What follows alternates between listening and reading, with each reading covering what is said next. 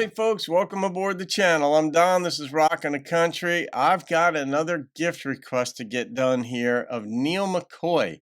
I've done several of Neal's songs, and he's very good. Other folks have made gifts to the channel or just requested Neal. Amanda Ackerman, I think, said Neal McCoy's song, I forgot the name of it, was her wedding song. So that gives you an idea of where Neal stands in Amanda's world. And I think John Hermes made a gift. I think Jeffrey K requested, and someone else too. So Neal is well known, and in the non-pop country music world, let's put it that way. If I was a drinking man, and Kyle Perkins made a gift for me to do this one, so Kyle, shout out to you. Thank you, my friend, for this gift. And I'm looking forward to seeing what this is, because sometimes a lyricist creates a really good title for a song that connects to the song, but it twists like what you're expecting. If I was a drinking man, well, maybe he is a drinking man. It takes off from there. I don't know. But let's find out what Neal has for us. Here we go. What we gonna get? This is a song that I recorded and luckily got a top 10 out of it. And it's one of my favorite songs I ever recorded.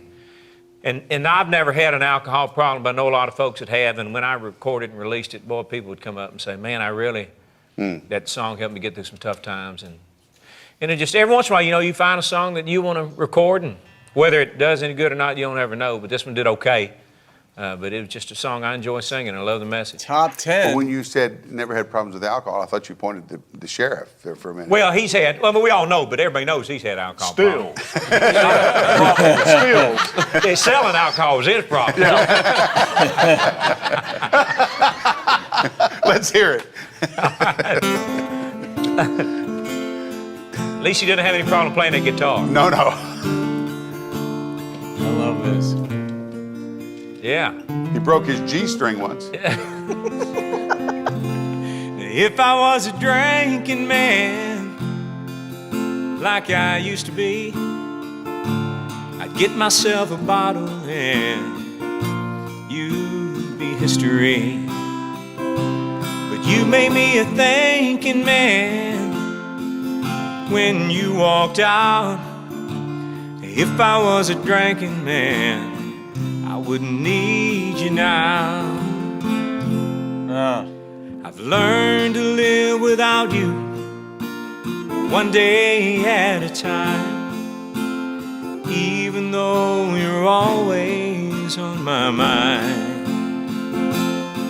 You gotta wonder, in a song like this, it's so well done that you don't know if it, in this part of the song, is talking about the alcohol being out of his life or the woman being out of his life. Because it seemed like the first thing seemed to be an allusion to when the woman left his life, it made him a thinking man. Like, is the alcohol worth it?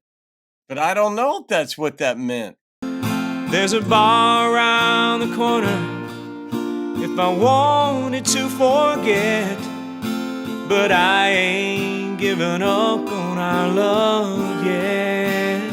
Now, if I was a drinking man, like I used to be, I'd get myself a bottle and you'd be history. But you made me a thinking man when you walked out. Now, if I was a drinking man, I wouldn't need you now. I love his voice. Knowing me like you do, the kind of fool I've been, you probably think I'm 3 sheets to the wind. I wish that I could tell you I'm feeling no pain, but oh, you should see how much I've changed. Now, if I was a drinking man, like I used to be, I'd get myself a bottle and you'd be history. Yeah, but you made me a thinking man when you walked out. Now, if I was a drinking man, I wouldn't need you now. That's deep. If I was a drinking man, I wouldn't need you now.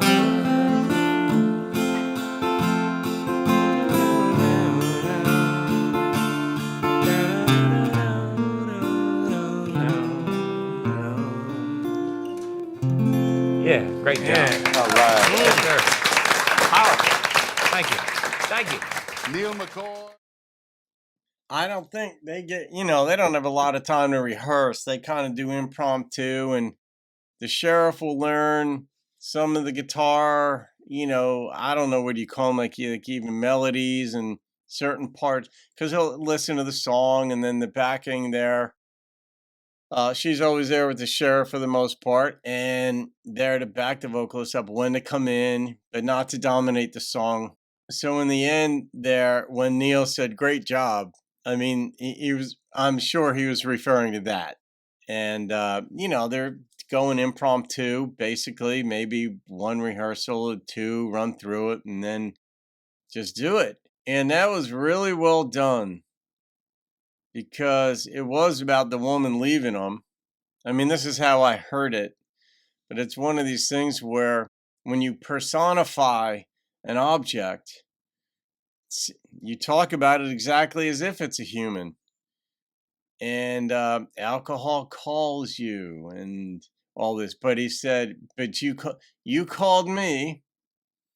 And I think he said, you called me, and you assumed that I wouldn't be in pain, but things are different now that I don't drink, which means he's in the emotional pain. He doesn't medicate or anesthetize himself with alcohol and go to a different space to avoid dealing with the real, sort of more authentic way of dealing with the pain, which is just to live through it, or maybe make changes in yourself, not just drinking, but to not get in that situation to begin with.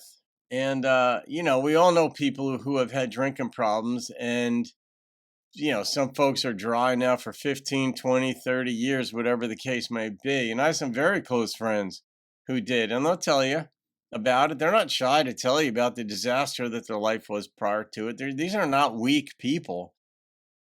I mean, you have to be strong to overcome and go through that process of giving up something that you'd habituated yourself into. There's a physiological dependency and all this. You have to be strong to overcome that, and very mentally strong to overcome it, and to continue to find those reasons to stay on the path. But there's one thing, and Aristotle talked about this, and now psychologists and sociologists and stuff will talk about it, but the less often you do a given thing, the less your mind thinks about doing that given thing. It's not only thinking about doing something, it's kind of like vacation. So not the most enjoyable, but one of the most enjoyable elements of a vacation is the knowledge that you're going on it, the anticipation of it.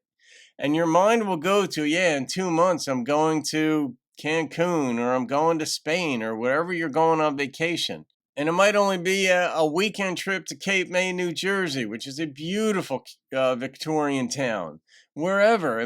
Or it could be a week long, or it could be a sailing trip for a month. But it's the anticipation, the planning of it. That's how our minds work. And we think, oh, yeah, in a month I'm taking off of work, and I'm on vacation and all this. And it's the same way on a daily basis, whether it's alcohol or anything that we enjoy doing when we're doing it. Our mind anticipates doing it, so we think more about it. But the less often you feed the beast, the less often the beast pops into your mind. And so we can work good things into our life by creating habits, by doing them more often. Let's say working out or eating better foods or whatever, pick it. And we can also dehabituate ourselves by not giving into things. But you have to be mentally strong once you're in it. Like, who was it? Mark Twain, I think he said, it's easier to stay out than to get out. And he didn't say what that was referring to. That's just basically a universal truth. That should be a proverb in the Bible, basically, so everybody had seen it, whoever studied the Bible or read it. Easier to stay out than to get out. Because once you're into something, even if you do it a couple times, if it's enjoyable, you're going to want it more. It's like gambling. I don't gamble. I'm not fundamentally opposed to it. I'm practically opposed to it for me in this regard. If I go to Atlantic City, let's say, because I live a half hour from AC, I go there and I win, my brain is going to say, go back, go back, go back. And I don't want that. So I don't go at all. I mean, but as far as I love his voice. I love it when can just summon up that deep part of his voice. I don't really have that unless I'm really tired. Then I don't know if I could carry a tune if I'm really tired, probably, but not quite like Neal can. So, Kyle, that was really good, and I am going to rate it. It's not an homage to anybody. It's a song that was just really well done about a given topic. And life's not all sunshine and rainbows, but I like the way he prefaced this, even in his comments on this, by saying that a number of folks who were alcoholics said this helped them get through to the other side or just get through tough times. So I'm going to rate this, my experience with the whole thing and the interplay between them. And the number was a 9.2. He really covered the subject in a very creative way. It wasn't on the nose. It wasn't in your face. It was very personable. And Neal has that brotherly quality. Whereas, like Hank Sr., even Junior, and folks like that, like Merle, they have like a fatherly quality to them when they sing and talk. Even Waylon has that. Neal has a brotherly quality, and that's very cool. So, all right, Kyle, thank you, my friend. Have a great day, folks. I'll see you on another video, and keep rocking the country. But I ain't giving up on our love.